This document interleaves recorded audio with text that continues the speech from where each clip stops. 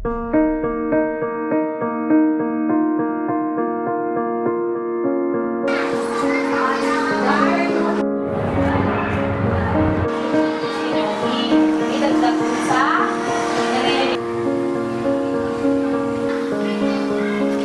po tayo ngayon sa aming dating room na nasira at lumipat niya.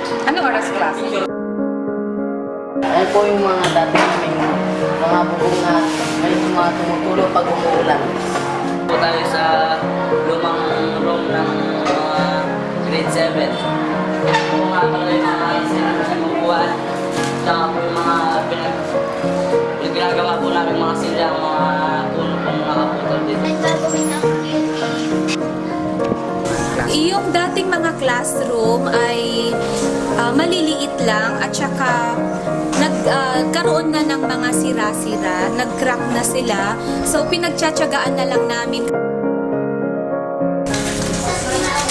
So dahil sa dumami yung aming mga mag-aaral, sa isang kwarto po, meron po tayong 59 to 60 na bata.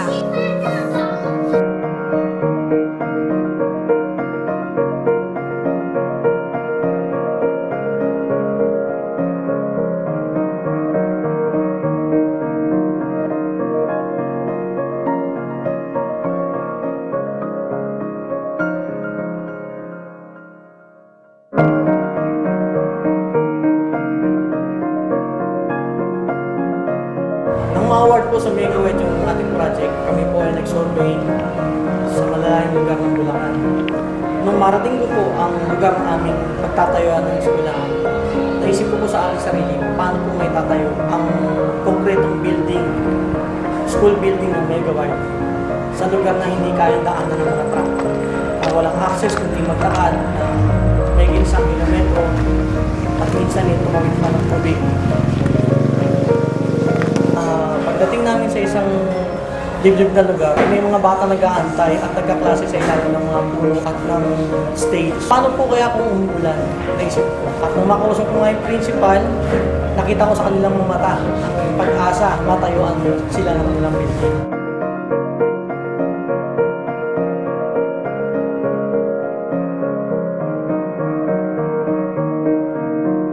Masayang-masaya po ako kasi unang-una, magkakaroon po yung mga estudyante ng isang bagong classroom.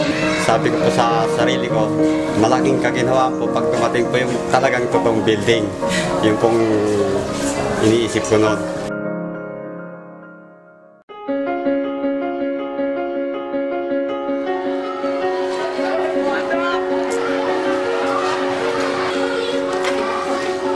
Mabilis na nangyari itong project na to at saka ang kaibahan sa ibang room, ito hindi ginamitan ng hollow blocks o hindi concrete, kumbaga buhos ang pagkaano, kaya sa loob-loob ko matibay ito at magagamit ng mga eskwela dito ng matagal na panahon.